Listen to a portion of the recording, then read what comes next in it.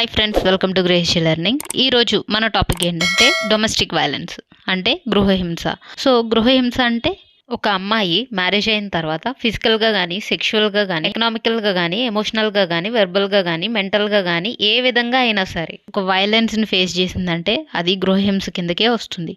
Marriage అయిన తర్వాత కామన్గా అందరి ఆడవాళ్ళు ఫేస్ చేసే విషయమే ఇది. అయితే కొందరి విషయాల్లో ఏంటంటే ఈ గృహహింస అనేది బాగా ఎక్కువ ఉంటుంది అనమాట. అది అత్తమామల ద్వారా కావచ్చు, ఆడపడుచుల ద్వారా కావచ్చు, లేదా భర్త ద్వారా కావచ్చు.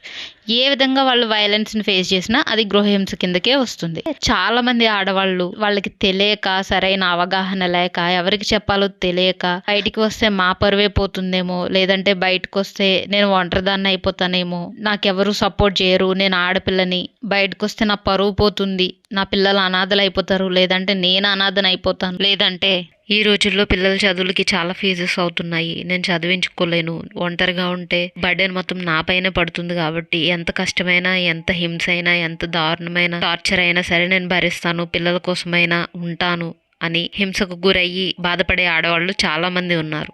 ఇంకా చూసుకుంటే పోలీసులు, కోర్టులు, కేసులు అంటే చాలా కాలం తిరగాలి, నాకు ఎక్కడ న్యాయం జరగదు, పైగా అడ్వకేట్స్కి చాలా ఫీజెస్ ఇవ్వాలి, వాళ్ళు చాలా ఎక్కువ ఫీజెస్ తీసుకుంటారు అనే అపోహతో బయటికి రాకుండా వాళ్ళలో వాళ్ళే కుమిలిపోతూ, వాళ్ళలో వాళ్ళే నిందలు, అవమానాలని భరిస్తూ వైలెన్స్ని ఫేస్ చేస్తూ ఉంటారు. ఈ వైలెన్స్ వల్ల వాళ్ళల్లో మెంటల్ ప్రెషర్ బాగా ఎక్కువైపోయి వాళ్ళు ఎదుటి వాళ్ళకి హాని చేయడం కానీ, లేదా వాళ్ళకి వాళ్ళు హాని చేసుకోవడం కానీ, లేదా మెంటల్గా డిస్టర్బ్ అయిపోవడం కానీ, లేదా మెంటల్ ఇల్నెస్ రావడం కానీ, ఇలాంటివన్నీ జరుగుతూ ఉంటాయి.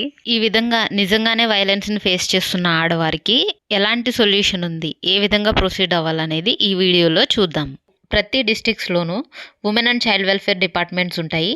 దీనిలో ఏంటంటే రియల్గా వైలెన్స్ని ఫేస్ చేస్తున్న ఆడవారికి షెల్టర్స్ ఇస్తారు.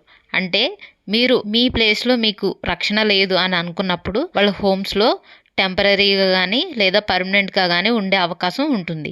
దీనిలో మీకు ఫుడ్, బెడ్ అన్నీ ఫ్రీగా ఉంటాయి. అన్ని ఫెసిలిటీస్ కూడా మీకు అండ్ మీకు ఏమైనా చిన్నపిల్లలు ఉంటే వాళ్ళకు కూడా వాళ్ళు ప్రొవైడ్ చేయడం అనేది జరుగుతుంది. అంతేకాకుండా ఎవరు గొడవ పడకుండా అందరూ కలిసి ఉండేటట్టు ఫ్యామిలీ మొత్తానికి కౌన్సిలింగ్ కూడా ఇవ్వడం జరుగుతుంది. వీటి గురించి మీకు అంత అవగాహన లేకపోతే సింపుల్గా గూగుల్లోకి వెళ్ళి ఉమెన్ హెల్ప్ లైన్ నంబర్స్ అని కొట్టండి, మీకు ఈజీగా నంబర్స్ దొరుకుతాయి. వాళ్ళకి కాల్ చేసి ఇన్ఫర్మేషన్ అనేది ఫుల్గా అడగండి, వాళ్ళు మీకు కావాల్సినంత హెల్ప్ చేస్తారు, ఇన్ఫర్మేషన్ కూడా చాలా పర్ఫెక్ట్గా ఇస్తారు. అంతేకాకుండా ఇంకా లీగల్గా ప్రొసీడ్ అవ్వడానికి కూడా మీకు హెల్ప్ చేస్తారు.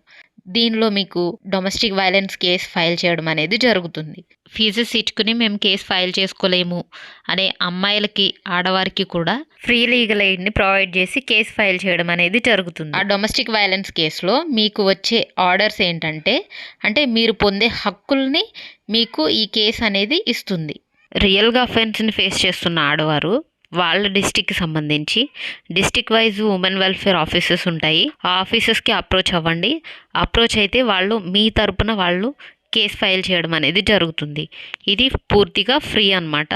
ఎలాంటి ఒక్క రూపాయి కూడా మీ నుండి తీసుకోకుండా కేసు అనేది ఫైల్ చేయడం జరుగుతుంది. గృహహింస కేసు కింద ఈ కేసుని ఫైల్ చేయడం జరుగుతుంది. సో ఈ కేసు ఎందుకు ఫైల్ చేస్తారు అంటే, as per section 18 of DVC act కింద అత్తింటి వారి నుండి లేదా మిమ్మల్ని గృహహింస చేసేవారి నుండి రక్షణను పొందడానికి, ప్రొటెక్షన్ అంటే మిమ్మల్ని కొట్టడం, తిట్టడం, అసహించుకోవడం, హింసించడం రిపీటెడ్గా అవ్వకుండా, ఇంకా ఒకవేళ మిమ్మల్ని చదువుకోనివ్వకుండా ఆపడం, లేదా ఒకవేళ మీరు ఎంప్లాయీ అయి ఉంటే మీ పని మిమ్మల్ని చేసుకోనివ్వకుండా, మీ జాబ్ మిమ్మల్ని చేసుకోనివ్వకుండా ఆపడం, వర్క్ ప్లేస్ దగ్గరికి వచ్చి న్యూసెన్స్ క్రియేట్ చేయకుండా ఆపడం, ఒకవేళ మీది జాయింట్ అకౌంట్ అయ్యి ఉండి మీ పార్ట్నర్ మీ లాకర్ని ఓపెన్ చేయనివ్వకుండా వాళ్ళు మీకు అడ్డుపడితే ఆ లాకర్ మీరు ఓపెన్ చేసుకునే ఆర్డర్ని కోర్టు నుండి పొందడం, ఇంకా ఒకవేళ మీ పార్ట్నర్ వల్ల మీకు థ్రెట్ ఉంది అంటే ఆ వ్యక్తి మీ దగ్గరకు రానివ్వకుండా ఆపగలగడం, ఇలాంటి విషయాలన్నిటికీ సంబంధించి కూడా ప్రొటెక్షన్ ఆర్డర్ని మీరు పొందవచ్చు. Section 19 of DVC act residential order.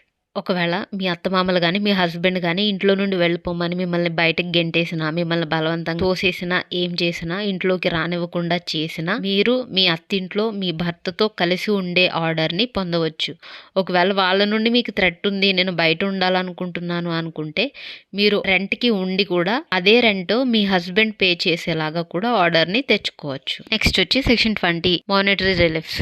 అత్తింటి వారి వలన మీ హస్బెండ్ కానీ, అత్తమామల వలన కానీ మీరు సంపాదించుకున్న అమౌంట్ కానీ బంగారం కానీ విలువైన వస్తువులు ఏవైనా సరే మీరు తిరిగి పొందే అధికారం మీకుంది. సో ఈ విషయంలో కూడా మీరు కోర్టు నుండి ఆర్డర్ ని పొందవచ్చు. అంతేకాకుండా ఇంకా మంత్లీ మీకు మీ పిల్లలకి చదువులకి, వాళ్ళ ఎడ్యుకేషన్ కి, వాళ్ళ మెయింటెనెన్స్ కి, వాళ్ళ అవసరాలకి, ఖర్చులకి, మెడికల్ ఎక్స్పెన్సెస్ ఏమైనా ఉంటే వాటికి అన్నిటికీ కూడా కలిపి మెయింటెనెన్స్ కింద అమౌంట్ అడిగే అధికారాన్ని మీరు పొందుతారు. అండ్ కోర్టు నుండి కూడా మీరు ఆర్డర్ ని తెచ్చుకోవచ్చు.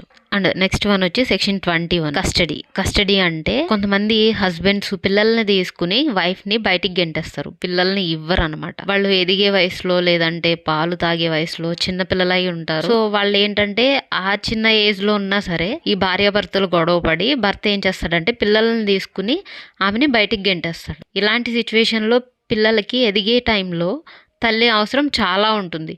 అలాంటి టైంలో పిల్లల కస్టడీని తల్లి పొందే అధికారాన్ని కోర్టు నుండి తెచ్చుకోవచ్చు. అండ్ నెక్స్ట్ వన్ వచ్చి సెక్షన్ 22 కంపన్సేషన్ అంటే ఫుల్ ఆఫ్ ఫైనల్ అమౌంట్ కింద కంపన్సేషన్ ఆర్డర్ ని పొందవచ్చు. ఈ ఆర్డర్స్ అన్నింటినీ కూడా మీరు వెల్ఫేర్ ఆఫీసర్స్ ద్వారా ఫ్రీగా కేసు ఫైల్ చేయించుకుని లీగల్ ఎయిడ్స్ ద్వారా కూడా కేసు చేయించుకుని మీరు ఆర్డర్స్ అనేవి కోర్టు నుండి పొందగలుగుతారు. ఏమైనా డౌట్స్ ఉంటే కామెంట్ సెక్షన్ లో కామెంట్ చేయండి. Thanks for watching. Please do subscribe.